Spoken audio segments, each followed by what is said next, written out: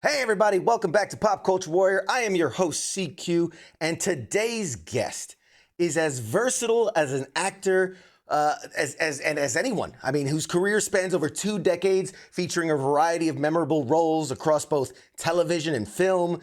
You may recognize him as the telepathic police officer Matt Parkman from the hit NBC series Heroes we all love. Perhaps you recognize him as the endearing CIA agent Eric West from Alias.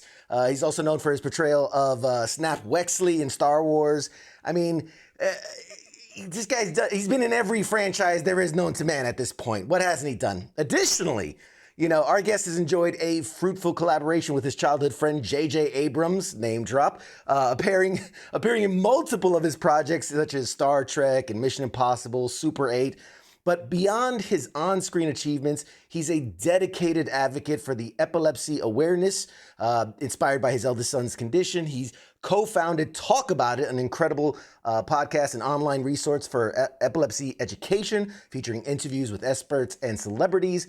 His efforts in the field have made a significant impact in raising awareness and fostering community support. He's also, he doesn't have enough on his plate, he's also a member of Banned from TV, which is a celebrity charity cover band made up of a group of actors, musicians, and other celebrities who will all donate their time and talents to create live musical performances for audiences around the world.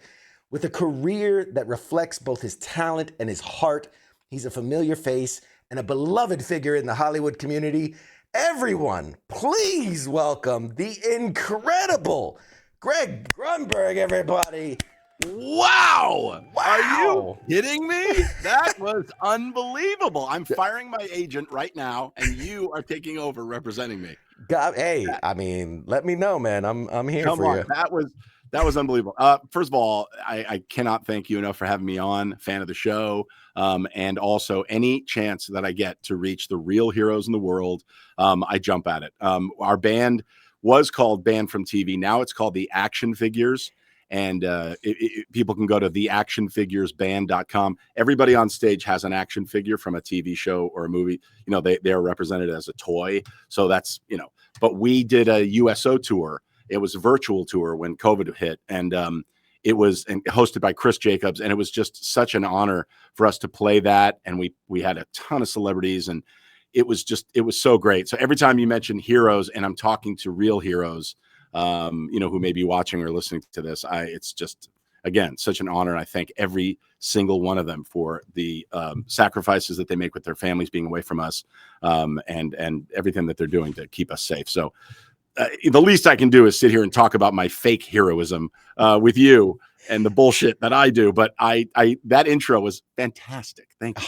Oh, I'm blushing now. You got me blushing over here. Oh my God. I love you. I love your work. I love everything you're in. You are as tied to like nerd pop culture as just about anybody out there. Like I said, outside of maybe like Harry Potter, there isn't a franchise you haven't directly been involved in. It's insane. I've been so lucky, man. Yeah. We're gonna touch on it all. First and foremost, obviously, we always talk about this first. What is your military connection? I've got a deep military connection. My dad was in the military. He was 11th Airborne Division, Fort Campbell, Kentucky, and he was a lifeguard and a chef. So the weapons he used were not as dangerous. But when you see my dad in the kitchen, he can kill you. So you gotta be careful. But no, and he recants his stories, and he talks about, he's 92 years old, and you and I just called him. I wanted to get it right, make sure. I knew it was 11th Airborne, but I want to make sure. And he, these are the friendships and the bonds that he's made over the years. He's lost a lot of his friends, not to the war, but also, but in action, but to just being old age, Yeah. But when you go through something like that together, it's, as everybody I'm preaching to the choir here, everybody who's watching this and listening knows it's a bond that you share forever. So it's like, again, it's like, I have this connection. Thank God I have great insurance now through AARP. It's all good. It's all good. Thanks, Dad. You got the USAA going for you. You got the sorry. AARP. I'm old, dude. I can't even remember USAA. It's all right. It's totally okay. That's That's what we're here for. hilarious. I love it. That's really I funny. mean, I'm sure he does qualify for RP too. Hey, so do So I. yeah. Believe me. Mm. So do I. I'm getting up Uh, there. it's incredible. Shout out to your dad, man. We appreciate his service. We thank obviously everybody that serves for their service. I was an airborne man as well, so I got my little airborne tattoo here. Oh, that is awesome. So I appreciate it, man. Airborne, rock on. Anyway, there were some things I'm gonna say. I don't want to upset any people watching, but the airborne, they're the best. They're the best. Airborne rules. Now, They're the guys. here's the irony: is that my dad was in the airborne, and he gave birth to probably the worst pilot in TV and film history. I crashed the plane in Lost. I was the pilot on Lost, man. That show would have been called Hover if I didn't crash the plane. Sure. I went down in a ball of flames in Star Wars in episode 9. So I'm not exactly the greatest pilot. I get on a plane now, like if I'm traveling to go to a Comic-Con or whatever, like I'm doing shore leave and stuff. Yep. When I get on a plane, man, the pilots look and they go, oh, great. Oh, no. I mean, honestly, I get it all the time. And it's so funny. And it's been years since I've been in. Well, Star Wars wasn't that long ago, but, Lost was certainly, years and years ago. And you said 2 decades. I think it's going on 3 decades now for me as an actor. And I'm doing this podcast right now because, they have all the revisit podcasts and rewatch. So I don't know if there's any Felicity fans out there, but that was a show. That's how I started my career, was on Felicity. Again, another J.J. Abrams, Matt Reeves collaboration.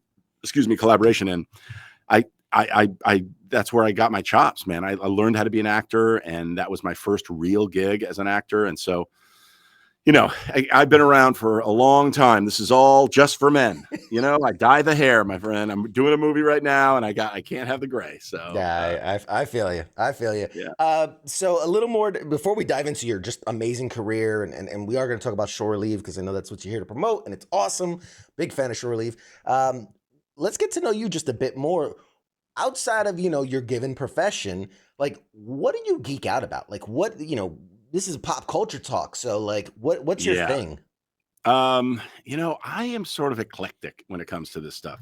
I'm a car guy. I absolutely love cars. I geek out on cars. I have affordable, I call them practically classics because they're all practical, right? I've got a 77 F-250. Love that truck. Love it. I've got a car from Alias. I don't know if you guys remember, but Alias, Bradley Cooper was on Alias, which people are like, he was? Oh, yeah.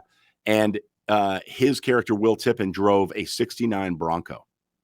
I bought that Bronco from the show when the show went down. And back then I bought it for like under $4,000. It was like nothing. But those Broncos, the original Broncos, and I've babied it, love it. I have a 96 Bronco, an OJ Bronco that I drive on the daily. I love that thing. So I'm a car guy through and through. And I'm doing a show right now called Duster, because the main character, Josh Holloway from Lost, stars as a guy who is driving for the mob. This is a show that I'm doing with JJ. I'm back in the nest. We're working together again, and it's for HBO Max, and it's Rachel Hilson and Keith David and Corbin Burnson and me, and I play the head of the FBI, and Josh drives for the mob, so we call him Duster because that's the car that he drives. So I'm working on the dream of all projects right now for myself, because I get to set and I'm like, look at these. That's a Maverick, and that's a this, and that's a that, and I can't get enough of them. And they were the everyday cars, like they're not the expensive stuff, right? I got my 77 Ford truck. I think I paid $3,000 for. I mean, these are going up now in value for sure. But I love a car that you can get in, drive, beat up. If you don't have to worry about where you park it or whatever. These cars are meant to be driven, I guess if I had the money, I would have something super expensive, but I just don't. I can't see it. I can't do it, But I geek out about that. Game shows. I'm a big game show guy. Love game shows. I'm on a game show right now called 25 Words or Less as a celebrity contestant. And what am I? TV shows. It's so funny. I watch stupid stuff. I watch stuff that's just mindless. I love any food show. I love any. Sure. It's just, I don't know if it's like right now, in the way the world is with so much stuff going on in the world, it's like I just want to veg out. I don't want to have to think too hard. I am watching. What am I watching right now? My wife turned me on to. What am I watching? I mean, now I'm watching a lot of Felicity to for the podcast, but Of course. It's not called Butterfly. It's called, what is it called? I forgot what it's called, but it's an amazing show. There's so much out there. What are you watching? That's what I want to know. Like now, what are you binging? A little bit of everything. What was the most recent thing we binged? Because I get to do a lot of this stuff and interviews, so a lot of times I get screeners for different shows. There's the one with Lena Headey. What was it called? Beacon 23. So I got, it's a sci-fi show. They're like, it's like a lighthouse, but in space. So it's a beacon for space travel. Cool. Yeah, it's pretty cool. So, dude, there's a buddy of mine named Larry Trilling. He's a great showrunner, really good friend of mine. We did a movie. He worked on everything I've been on. He was like showrunner or a director on Felicity and then Alias and blah blah blah. Anyway, he is now running a show called Monarch that's on Apple. Yes, Legacy of Monsters. Here's a show. Yeah, exactly. It's like it looks like, I haven't seen it yet, but it's already going into season 2. He's going to be running season 2, but it looks like it's The Walking Dead, but instead of surviving zombies, you're surviving King Kong and what's the all other the monsters. So it's King Kong. It is Godzilla. It is all Mothra. All the big monster movie guys. All how cool is that? But there's no lighthouse in space, dude. Okay, so they got that beat. I'm just telling you. Okay, so real quick, Shore Leave is coming up. It's July 26th through 28th. Is this your first time at Shore Leave? Will this be your first one? It's my first time at Shore Leave, and they're doing a little bit of a Star Wars thing. So they've got me there. And anytime I can connect with the Star Trek or Star Wars community, by the way, that's another weird thing about me, thanks to JJ. I've been in both of those canons, and it's, I was Commander Finnegan, and I was evil stepdad, Kirk's evil stepdad in the Star Trek movies. But in Beyond, I was Commander Finnegan, and that was awesome. And then JJ, said, "Hey, you want to come to London and we're shooting Star Wars?" And I'm like, "Yeah." And he made me an X-wing pilot, Snap Wexley. So it's just anytime I get to go to something like Shore Leave, it's just the best. I get to geek out with other people. Because I walk the floor just like anybody else. I meet my fellow actors that I have never met before, or hopefully it's a reunion for some of them that I've worked with before. But it's just it's honor. It's just a fun time, and Shore Leave does it right. I mean, they've been doing it for a while, so it's really a cool thing. I do Comic-Cons all over the world, especially with my band. If the action figures don't play Comic-Cons, there's a problem. It's just a blast. It's just a really blast. Yeah. And Shore Leave, fortunately in the position I am, I get to do a lot of these events, Awesome Con in DC and I've done that. Fan Expo in Philadelphia, New York Comic Con, all the big stuff. Shore Leave really, and I'm not saying this just because, you're going to talk about it, but it really is special. It's different than all the other conventions. It's a little smaller, and I don't mean that in a bad way. It's a little more intimate. It's a little more get to know you. There's a lot less. I don't want to say it's an older crowd, but it's people that they're fans of the original stuff, right? The older stuff, and not necessarily just like, oh, I saw that movie last week. It's people that are passionate. It's an incredible group of people. I think you're gonna love it. I really think you're gonna love it. I can't wait. I really can't. It's not, I know if you've been to New York Comic Con, the hustle and bustle, San Diego Comic Con, New York Comic Con. I like the smaller ones. I mean, there's really no smaller ones. Like you say, they're still big crowds. Sure. But you're able to spend a little bit more time, have a little bit more of a conversation.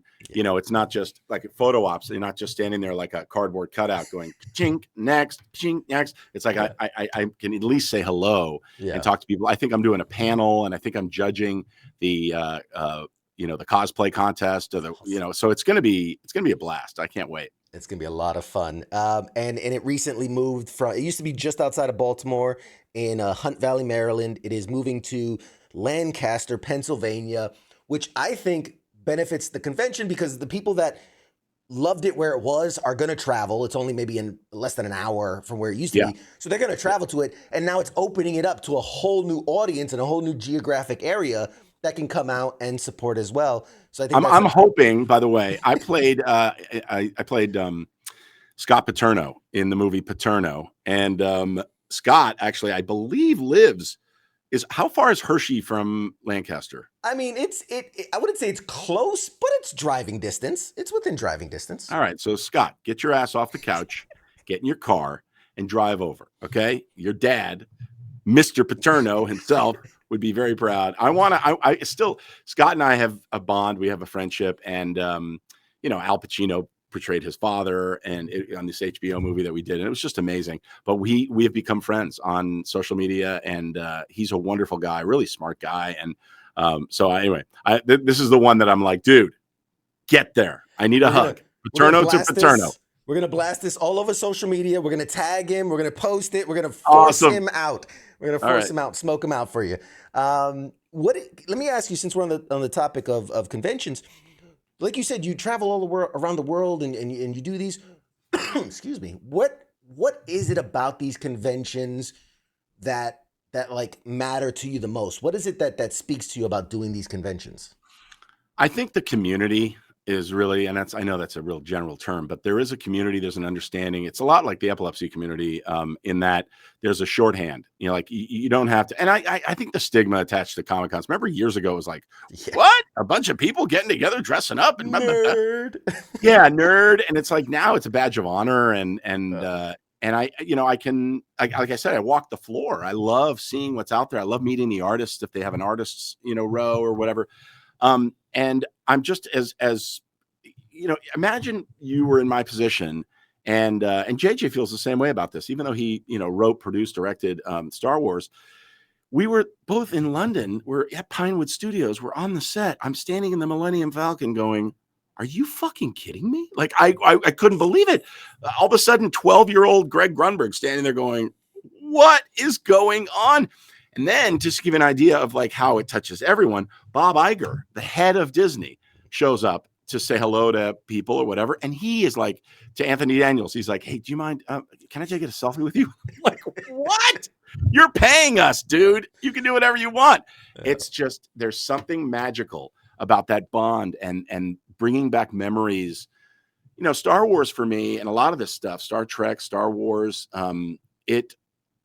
it was the first time, Star Wars in particular, was the first time that I left a theater thinking about where those characters had come from, where they're headed, thinking about other how characters that didn't relate in the movie actually relate, and what would happen if. And it kind of spurred my imagination in ways that other films didn't.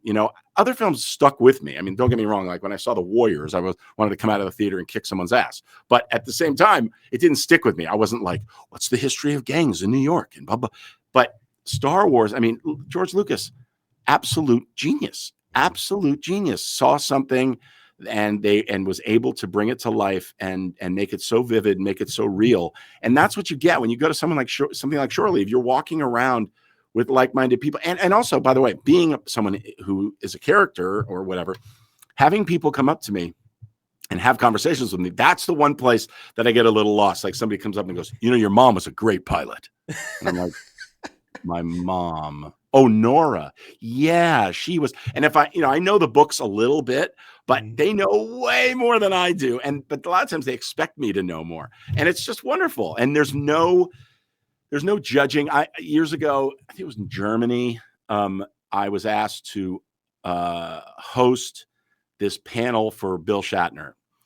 And I'd never met him, and he was really gracious and nice. And Will Wheaton was there, and Will was like, just ask him a question and get out of the way. Like, he's so smart. He'll just not ramble, but he'll just talk on whatever. And that's what I did. But I was so nervous, and I asked, LeVar, and I asked Will, and Brent Spiner's a good friend, and I said, I don't know enough about Star Trek. I feel like I'm going to get just annihilated out there. They're going to see through it. And he goes, don't pretend to know anything more than you do. That's the other thing. All these conventions, and I imagine Shore Leave as well, there's no judgment. It's the biggest no judgment zone. And you see people, as a special needs dad and as a caregiver, luckily my son's doing well, and it's epilepsy is kind of an invisible thing. You don't really see it until you have a seizure, and he's been, knock wood, he's been doing great for years and years, and there's plenty of wood here. I'm just knocking all over the place. But you go to like these conventions, and there's people in wheelchairs, and there's people it's like everybody's on an equal playing field. We all love the stuff that we're there to discuss and see and meet, and it's just awesome, man. Where else can you do that? Even a car show. I go to a car show, and it's like, oh, there's the Porsche guys over there and the Ferrari guys over there, and I'm like, where are my beat up old Ford truck guys? It's it kind of is separated, but not at a convention. Everybody appreciates everything. And if I see someone dressed, I'm like, what the hell are you? Who are you? And they're like, oh, this is the show that's on, blah, blah, or this is an anime thing that I didn't. And I learn about stuff, and then I go back and I watch it, That's awesome. Hey, you're doing it right. You're living the dream, man. Absolutely. No, I totally get where you're coming from. As a veteran, I struggle with PTSD, and I have a severe social anxiety, and crowds can really toss me. For some reason, at a convention, always calm as a cucumber. Like, I am where I belong. I am so comfortable, never not at ease. It's a wild experience. Yeah. So it's you feel home, Yeah, you do feel home. And don't you think there's a real shorthand that you have with other people? Absolutely. I mean, again, I'm sure you get it too. You're like, what is that? What is she doing? What is he doing? Whatever. But at the same time, you go up to him and you're like, hey, what are you doing? Like, this is really cool. Tell me more about what you're doing, which I love. It's so good, and and then there's the creativity aspect of it, where you're like, I'm gonna take the Mandalorian and cross him with Spider-Man, and it's the Spider-Lorian, and like just completely new things, and the creativity and the camaraderie. It reminds me of being in that military unit where everybody just wants to support each other and have each other's back and one up each other in that healthy way, Let me ask you. I'm going to ask you on air on the show if you'll be a guest on Talk About It, because we're doing a PTSD episode, and I want to have a roundtable of and maybe you can help, a roundtable of you and maybe two other people that are in the military, and just talking about the struggles and what they've had success with, and because it's all about, that's why the podcast is called Talk About It. If you see the hat behind me, talking about it is the first way that you can really learn understanding, have an understanding for what other people are going through, but also to know that you're not alone. Unfortunately, PTSD is so widespread. It affects so many people. You are not in the minority, dude. And the least that all of us can do is understand, and a lot of times people just don't get it. They just don't get it. And it's something we need to talk more about. So that's a yes. I'll have to check with my agent, and there's like a retainer fee, right? I get a trailer, and there's like of course. Okay. And every time I say PTSD, you get a check. Yeah, you will get a residual. Residual, as opposed to the residual effect of PTSD that you've been dealing with. This is actually a monetary residual. I love it. Yeah, it's like the VA. I'll get 10% for every time you say PTSD. No, absolutely, I'd love to. In fact, this is completely off track now, but there's no off track. I'm here. Let's go. I love it. One of my greatest achievements of all the things I've ever done was I was once asked to speak at it was like a first grade, second grade Veterans Day kind of an event, and they just wanted a local hero, warrior, whatever. And I went, and I was like, all right, I was in the Army, blah, blah, blah. And then I got the question, can you explain what PTSD is? And I'm like, these are all 5 and 6 year olds. And I'm like, how do I explain that to a child? And it was very in the moment. I just tried to be honest and open in a safe way. And I got a letter from the teacher who said the kids were blown away. They loved you. I still have the letter from the teacher. And she's like, that was the most locked in I've ever seen my kids. They were so curious and asked questions, and they loved your honesty and this and this. And I'm like, I was just winging it, but how great is that? And by the way, if you can explain it to 5-year-olds, I don't know if you're a fan of The Office, but remember Michael's like, tell it to me at a 11-year-old level. And then they do, and he goes, tell it to me at a 4-year-old level. Well, if you do the show, this is what's waiting for you. I Oh mean, God. this is worth it right there. I mean, And yeah. Just and this is the done. website. Talk about it on video.com. And it's a video and audio podcast. But if you can help 5-year-olds, then you can help our audience understand, what so many are going through, and that it's not unusual, and it's nothing to stigmatize. It's nothing to, Exactly. stop and stare at somebody if they're in a wheelchair. That's the other thing, is like the compassion that all my kids have felt for wounded warriors, and for anybody look, everybody's got something. That's the other thing. Everybody's got something. And if they say they don't, they're lying. They're got the biggest absolutely thing. lying. Yeah. So, all right, I'm going to make it happen. We're going to Yes, do it. absolutely. Anytime.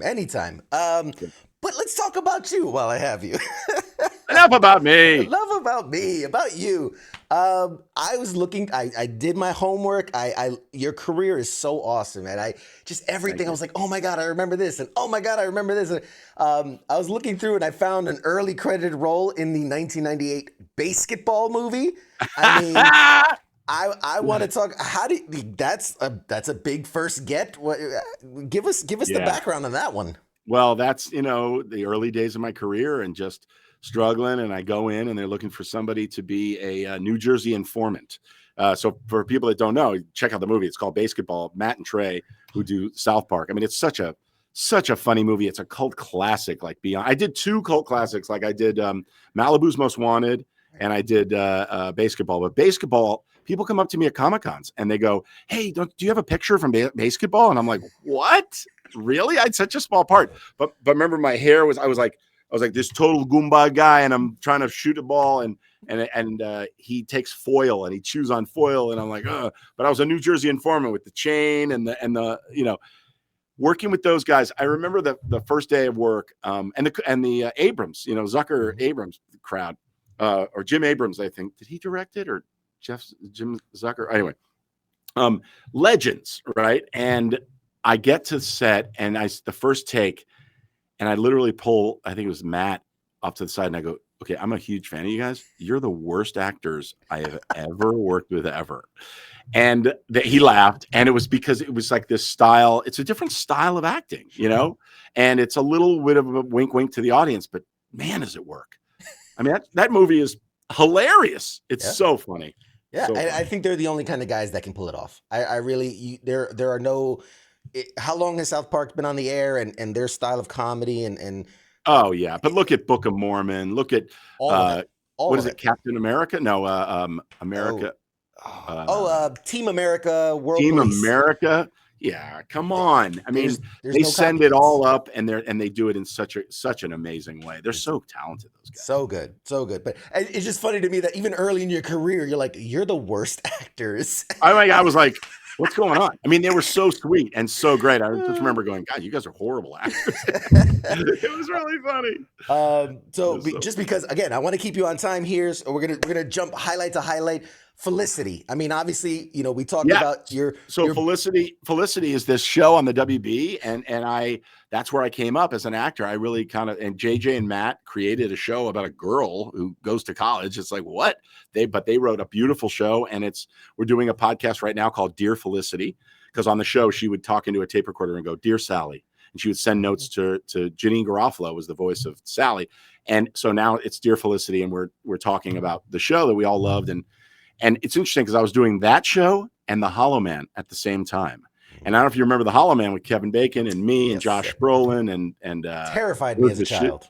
Oh yeah, I mean it totally. But that was a busy year. That third season, it was crazy, and so I got a taste of like a really subtle, very naturalistic style of acting. And then The Hollow Man, where I'm working with an invisible Kevin Bacon, who's naked half the time, just walking around with his bacon hanging out, so anyway, just awesome. Crazy, man. So that was an interesting time. And then right from that, the last year of Felicity, I did the first year of Alias, both JJ shows. And JJ's like, "You're my lucky charm." I mean, he's the best friend anybody could ever have outside of work. Like everybody's like, "God, you're so lucky." No one has any idea how lucky I am to have him as a friend. He's really a true brother of mine, and he's just the best. But I did Alias, so I played Agent Weiss. the last year that I was doing Felicity, I finished my scenes here, walking into the next stage. They were right next to each other. And I would shoot Alias, which was crazy. And then after Alias, I did a bunch of pilots and some shows. And then I got this big show, Heroes. I mean, that was my big show at NBC. And I had no idea. I thought I had reached, like, the people were just starting to recognize me and not know my name, but they'd be like, "Oh, you're the guy from, You're that's the that guy guy." Yeah. Yeah. And then suddenly Heroes was the #1 show all over the world. And I played Matt Parkman, the mind reading police officer. And it was just game over, man. It was like, all of a sudden we're going to Japan and I'm going to here and there. And I got a taste of the amazing stuff that everybody in the military gets to see, just that there's a lot of the world out there that a lot of people don't get to see. And it opens your eyes to different cultures and different people and everything. And it was enlightening and it was awesome. It was like the 4 years on Heroes was just incredible. Yeah. So I can't imagine how. I'm just out of curiosity, from behind the scenes, you book the gig, you get Heroes. How far into it do you maybe get the sense of like, oh wait, this might be something, or was it not until it actually hit that you realized it? Yeah, I mean, other shows, it's week to week. Like you go, oh, we got picked up for 22 episodes, but it's like, okay, great. And that was back in the day. Now it's 8 episodes, right? But 22 episodes, and you're like, oh, I'm really excited about this. But then every week it's like, how did we do last night? I don't know. What were the ratings? This was the first time that I was like, okay, they're not canceling this. Like we at least have another season, because it was on a rocket. That first season of Heroes was incredible. And I look at it, and like The Boys to me is sort of that now. The Boys is incredible. If you're watching this and you haven't seen The Boys, you have to watch The Boys. The Boys is what Heroes could have become. If we went down this fucking dirty, disgusting rabbit hole. It's so gritty, and it's superheroes that take advantage of their position, and they're power hungry and all. It is so great. And I actually had a cameo in The Boys, which was really cool. But I knew early on, and not to the height, to the extent that it actually became what it did. But yeah. And you know what, on a show like that, and these other shows too, JJ shows, it's hard to sustain it. So you constantly get people come up to me going, man, the first season and a half of Heroes was awesome. And then what happened? And I'm like, I said my lines and I stood on the X. Okay. I don't know what you're asking, the wrong guy. Right. But wait, you mean you didn't choose to make it like that? Oh, right. Exactly. Okay. What are you talking about? Yeah. It is.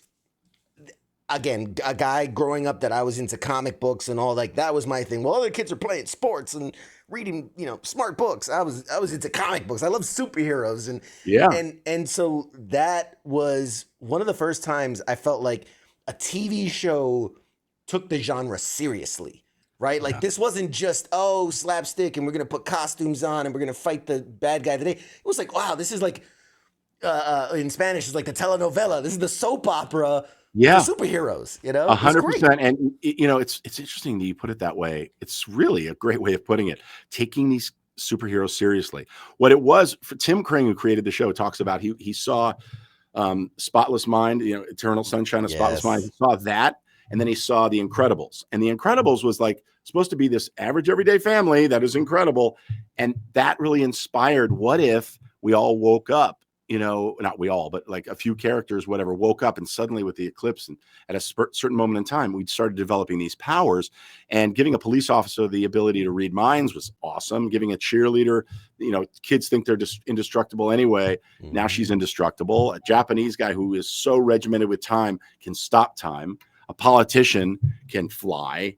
And there were so many cool characters, and it was again, I cannot believe I fell into that show at the right time, right place.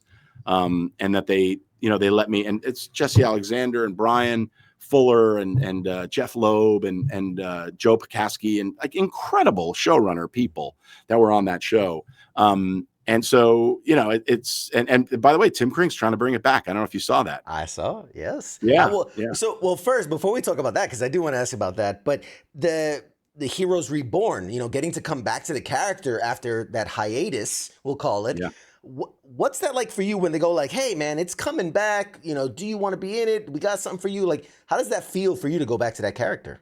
I mean, I'll go back to that character as many times as they want. That was one of my favorite things I've ever played. I mean, honestly, it's to be able to be in the mind. I personally, I just think it's the best hero to play. I thought Sandel's character was really interesting.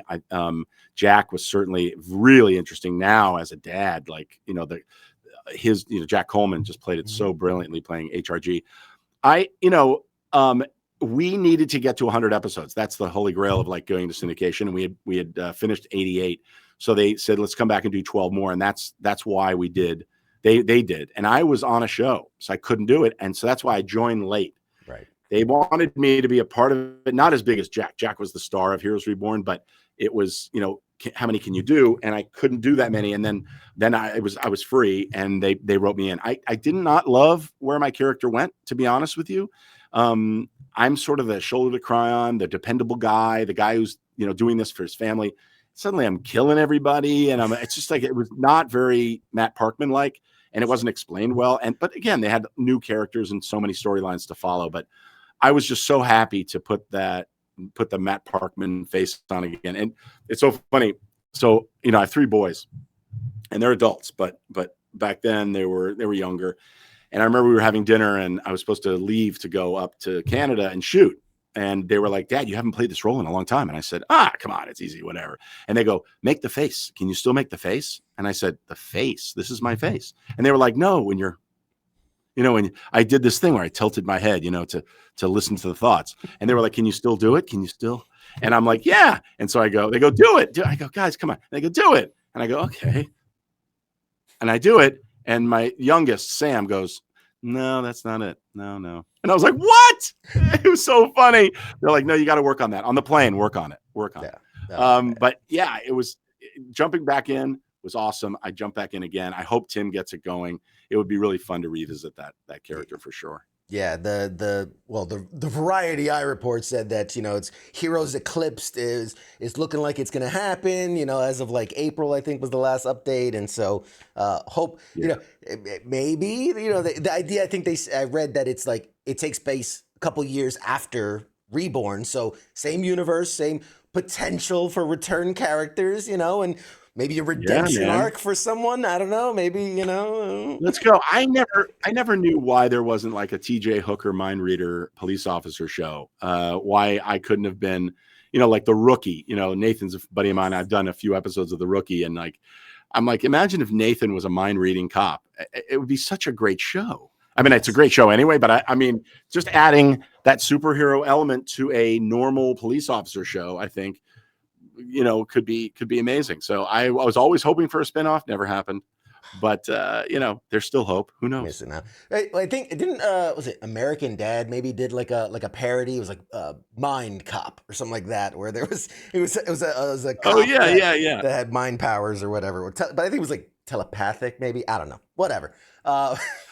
By the way, so Scott Grimes, who is on the Orville, and he's the dad on Ted, and he's just incredible. He and I are in the band together. He is an action figure, just like me. And I've got Nick Marzak, who's our musical director, who's a incredible musician. I want to give him a plug right now. If you love like John Mayer type, but gritty, and like he's so good, and he's got albums out. Nick Marzak, go check him out on Spotify or wherever you get your music. You will not be disappointed. He's just incredible. He plays, and we've got Adrian Pazdar from Heroes is in the band, and Bob Guinea. And I started the band, years and years ago with Hugh Laurie, who still threatens. Dan Fogler plays with us. Jorge Garcia plays with us. Sarah Wayne Callies plays with us. Now Amy Jo Johnson plays with us, the Pink Power Ranger. She was on Felicity with me. So I don't let anybody go. I'm like, if you're musical, if you can shake a tambourine, get your ass up on stage. Let's go. That's awesome. That's awesome. I mean, Theactionfiguresband.com, by the way. Go there, go to the website. Check it there out. it is. We got to get the plug. You got to get the solid plug in there. Oh man. Okay, Yeah. I mean, we're running short on time, and you have, damn it, you have so much career. We don't have enough time to No, cover it all. dude, we've hit on a lot of stuff. You want to talk about I'd love to talk about the charity thing a little bit more. Absolutely, please, please. That was Yeah. literally my next thing after, well, Star Wars a little bit, but no, I'm really fascinated about the work that you do, and I think it's important to talk about. Yeah, as of late, our oldest son Jake has epilepsy, and he is doing well. He's living well with it, thanks to great medication and treatment and everything. But there are a lot of people that don't, and a lot of people, it's a stigma attached to seizures. A lot of wounded warriors, a lot of people come back from the military and they have seizures to deal with because of head trauma or whatever. And it's nothing to be scared of if you know what to do. It can be deadly, and it can obviously really hurt someone if they're driving, if they're on a bicycle, if they're swimming or whatever. But there's a lot to learn, a lot to talk about in that world. And so I created talkaboutit.org and talkaboutitonvideo.com and this podcast that I have called Talk About It. And we do just that. We talk to, heroes in the world of neurology and epileptologists and caregivers. And I have a series called the Caregiver Series on YouTube, but you can just go to the caregiverseries.com, where I talk to other fellow caregivers, and we talk about family. We talk about what's important to us. And yeah, we touch on their, the rare epilepsies or the seizure disorder that they have, but it's all about just, that shorthand that we were discussing earlier, where you sit down with another person that has PTSD, or I sit down with another person whose child has epilepsy. And it's like, it's a breath of fresh air. You feel the hug before you get it. You're just like, man, this is awesome. And we should be able to have this open dialogue. So that's been my mission, is to educate and remove the stigma attached to epilepsy. But there's so many celebrities I've enlisted help of. And so I encourage anybody to just listen to the podcast, go to talkaboutit.video.com or just go to Talk About It with Greg Grunberg, on wherever you get your podcast, and check it out. And I appreciate you letting me talk about it, because it's important. Oh, absolutely. 100%. And we're going to link it all. We're going to put links and all the stuff to all the stuff we post out there, because Awesome. it is important. It is important to have that conversation. Yeah. The biggest part of my recovery, my mental recovery, because I was shot up in combat. I've got all the scars and all that. Wow. The physical stuff's not. I'm missing that. The physical stuff you recover from surprisingly easily. It's the mental stuff that takes forever to really, like, you have to make it a focal point. Your body heals, physically heals with the right medicines and things, but the mind, man, it is like, you got to work it. You got to really work it. And speaking of talking about it, one of the biggest parts of my mental journey to recovery, was I joined a support group for veterans and talked about it and just put it out there. And it was so vital to overcoming what I was dealing, and then also seeing how my story was impacting others. And then hearing their stories and letting it impact me. And that transfer of information is very therapeutic. It's very healthy and healing. But even not in a that's the best to have a group that you can be with. But to start a conversation just in everyday life, like, let me ask you about your hand. Like my dad he's missing his pinky, but he was born this way, so he has just this, and no, people don't see it. And it's like a bar bet. He'll be like, I can count to 9 on my fingers, and that's all I can. And they're like, whatever, and he does it, and they're like, what? Yeah. To you, like, how many times you get people going, hey, how did that happen? Or why aren't you able to flip me off? Or, I mean, like, that's a conversation starter, by the way, that is, and you don't notice it until you stare and look at it, but it's a great way to just educate. Not that you want to go around educating people all over the place, but what a great way for, like, kids or anybody to say, oh, how did that happen? And then that's a way to start the dialogue, right? The truth behind your question is, which I don't know how this became an interview of me, but it's fine. Because I'm interested in you. The truth behind it is I was wounded in 2005. So oh my God, how long has it been? Jesus Christ. It feels like yesterday. It's almost 20 years. Twice someone has been like, hey, what happened to your finger? That's it. Now, whether they notice it and don't want to say something, I just think most people don't notice. You don't focus on something. You don't notice it. You don't notice it. I do stand-up comedy on the side, and I have a whole bit about my hands, and it's a great way. People always say like, oh, it's so fun that we get to laugh at your disability because it's like Yeah. it's a great way to it's an icebreaker, like you said. It just By the way, if you don't deal with some of this stuff with humor, you have to. and I'm not belittling anything, but in our house, like you say, Jake, what do you want for dinner? He goes, I definitely want Caesar salad. And I'm like, okay, dude, you've used that joke for 18, 15 years. But we have to, dude. It's like, Yeah. you'll lose your mind. You'll lose your mind as a caregiver, and by the way, there are so many, as in the epilepsy world, there's so many moments that are out of your control. Mm-hmm. There are so many moments when you're like, what is happening to me? I can imagine with you. I mean, I've had panic attacks, and it's like, what? I can't, like, I thought I was super calm. Like, what is going on with me right now? What's happening? And you can't control it. And it's natural, and it happens to everybody. But the more you're able to be open and honest and talk about stuff, not even honest, it's like, the more I think we all understand each other. We talked about this before, but just having that open dialogue, dude, it helps me. Why do I do talk about it? Right? Why do I do talk about it? It's therapeutic for me. People are like, God, you're really helping the epilepsy community. And it's like, okay, yeah, great. Guess who gets most out of this? Me. Because it's something I can control. I can't control when my son has a seizure. I can't. And I feel helpless, and I feel alone, and I feel lonely. And my wife and I are just like, but man, when I'm doing and I'm affecting people, hopefully I'm helping. It's me honestly just going, fuck seizures. I hate them. I absolutely hate them. And, it's a way for me to be proactive, in other words. I 100% everything you said, and that's how I feel about my disability. Because I nerve damage and bone damage and all types of skeletal issues and all that. But the PTSD, the TBI, the social anxiety, it's something you have to deal with. But having that group, which it's not even a therapeutic group now, it's just a bunch of guys that we get together and we just share stories and we talk about what's going on in our lives. But the idea of that community. I have a question. When and how did you lose your sense of humor? How did that happen? You know what? I can tell you the day it happened. Yeah, exactly. But isn't it great, by the way? So there was a friend of mine who wrote a pilot, and it was called Special or something, and it was all about special needs parents. And I know enough special needs parents that are actors. So I got a group together, and we all sat here, and man, we were making so many jokes. Mm-hmm. We were fucking around so much, and it's such a relief.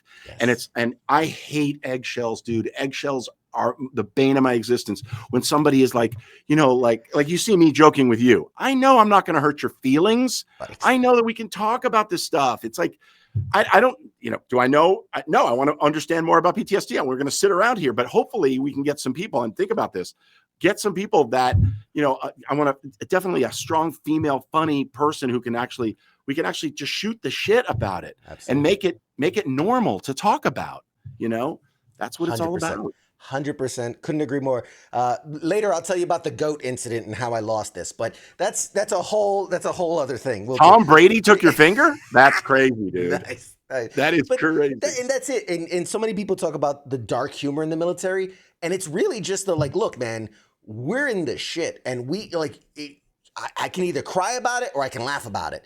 And it's more efficient to put my energy into laughing about it and having that dark humor about it than you saw Hurt Locker? Did you see Hurt Locker? Of course. Yeah. I mean, when he's standing there in the cereal aisle, that to me said everything. Like, how do you go from, and especially, dude, I can't even imagine, like, when you're, it's life and death every second, mm-hmm. right? You're just like, anything could happen at any second. You don't know who to trust. You're in a country where anybody can pull out a gun and kill you. A bomb can go off. You can step on a mine, whatever. Mm-hmm. And then you got to come home and you're dealing with some complete narcissistic bullshit person in line in front of you at the supermarket. And it's like, wait a minute. Do you understand like what life is really about? Mm-hmm. That's the thing. You talked about being in the military and being in a unit and trusting your brothers and sisters and like going, I put my life in their hands and I trust them. I'm not comparing. I'm comparing, but I'm not comparing. Two boys, college baseball players, right? Sure. And my son graduated, he played 4 years. And when you're in a sport, these are the two things, by the way. If I had a company and I had interviews for a job and I had 10 people that come in, if somebody says they're in the military, I'm sending everybody else home. That's it. Because if you can be in the military and play by the rules, but be a leader and be there for someone else, and there's so much involved in that. It's truly, you become a whole person in that situation. And sports is, and not as realistic of a way, but in an important way, you're there. So he had a hard time, and it wasn't PTSD, but it was very similar. It was like he came out of college and he was like, I have to wake up and have a purpose. I can't wake up and not do something. He got a job, and it was a pretty shitty job that he didn't really care about. It was a job. But even before that, it was like, enjoy, you have all the time in the world to relax. Well, guess what? He had all the time in the world to think about what he wasn't doing and to be in his own head. I mean, this is we're already on the Talk About It episode that I want to talk about, but it was and he went and saw a therapist, and he was fine. He actually got a job or whatever, but it's that level of importance, and you see what's really important in life and in the world, and then how do you apply that? It's like, how do you continue that, satisfy that? It's I'm not saying that it's Pitocin and it's like something that fires you up, but there's this adrenaline rush that is like all of a sudden gone. So it's interesting. I can't wait till we talk about all that. One of the big, and we're gonna wrap it up because I do want to let you go on time. But one of the biggest things, I have to pee, dude. I gotta pee so bad. I can't even tell you. Suck it up, Buttercup. All I right, know exactly. Can I borrow your canteen? Yeah. But no, one of the biggest things that I've talked to most veterans, wounded or not, just leaving the service, the biggest thing to overcome is the loss of identity, loss of self, loss of purpose. Right. Yes. And having to find a way to click that over in your mind that this is my mission now. This is how I help. And it's a big part of the recovery. So, but you know what's interesting is, and it's hard to see it when you are lost in that, what is my purpose now? But to be able to say that you have a purpose, you can identify having a purpose. That's a gift, dude. I'm sorry. That's a gift. Most people, I really will say, most people go through life and they just don't have a purpose. Yeah. And they leave this earth, and hopefully after, in their 90s or whatever. And, it's like you say, well, tell me about that person. If they can't tell you about that person with an elevator pitch about them, like, man, he really cared about other people, or God, he was hilarious, or man, she really did good here, or she was the friend of the, what are you doing? Yep. What are you doing? So it is a gift to be able to say, I was in the military and I had a purpose. I actually made a difference. I did something. And then I understand, just try and find something at that same level as a civvy. Good luck. Yeah. Everything you said, I agree with it. I just want to give you a hug. Dude, let's do it. Come on here. Here we go. Oh, hug about it. Well, I will see you at shore leave because I will be there. So that's going to happen. And I have a gift for you. It's somewhere sitting around here, but I have a gift for you, and we'll swap for sure. Okay, yeah. Since I'm gonna see you, I'm not gonna mail this to you. I'll bring it. Yes, okay, it'd be better that way. A hand swap. But I'll give you the last couple seconds here, man. We've held you longer than I should have, but what a great conversation! Absolutely phenomenal conversation. Dude, you're the best. We got to have you back on in the future. Later on, we'll do the deep dive into the career and really dig in. Or anytime, even if you were like, you know what, this thing just dropped on, I want to know what Greg thinks about it. Even if it's a little quick thing, dude, I'm here for you. I really love talking to you. And I love reaching the obviously the pop culture world. So and the military thing, forget about that. I'm all about that. But honestly, like even if you're like, we're gonna cover the latest, Monarch or whatever, just prep me and I'll come on and do a little segment for you. I'd love it. Love it, dude. You're amazing. Careful what you ask for, man. I'm not kidding, dude. Come on. I've got a great friend, Vanessa Marshall, who's a voice actress who does voices. She is Hera in Star Wars Rebels and a bunch of other things. Yeah. And honestly, she made an offer once. I went, be careful what you wish, because I have no shame. I was infantry. I'm used to jumping in front of bullets. I got no shame. I get it. No, I'm there, dude. I am absolutely love it. I'll give you the last couple seconds here. Promote anything you want to promote, and then say goodbye to the audience, and I'll end it here. I want to take this last opportunity to talk to anybody in the military that's watching or listening to this right now. I don't give a shit what you got in your head right now. I don't care about what it is. Don't hold it inside. Talk about it. You want to get better. You want to understand something. You want others to understand you. Please don't hold it inside. All it does is fester and get there's nothing healthy about that. And if people don't understand, that's their problem. That's why I've got Talk About It. I do it for the epilepsy community, but now we're branching out. Obviously, we're going to do an episode with you and a couple other people. But thank you to everybody, including you. Thank you so much for everything. I know it's trust me, when I hear it, I'm like, what am I supposed to do? That's the other thing, by the way. That's another conversation is when you and your wife, how do you do it? How do you do it? I'm like, what am I supposed to do? What are you talking about? So I get it. And when somebody said, but just know that when you're at an airport and you walk by and somebody says, hey, thank you for your service, they're saying it because they need to say they need to say it to feel good about themselves. And they want to actually say, I really mean it from the bottom of my heart, man. Thank you. Thank you. Thank you. And thank you to everybody else who's out there watching and listening right now. Yeah. Oh, God bless. Guys, ladies and gentlemen, everybody, Greg Grunberg, this is not the last you've seen of him. Look for my episode when I host his show, and exactly, we're doing it. This is the prequel to that show, and it's gonna be a whole thing. A universe will build, and we'll get J.J. Abrams involved, and it's a whole thing. There you go. We'll do it. Awesome. All right, guys, we're gonna toss to a short break. More show after this. Greg Grunberg, everybody.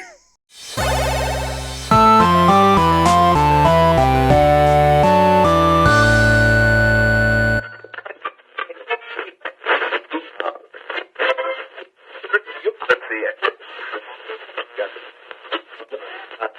it.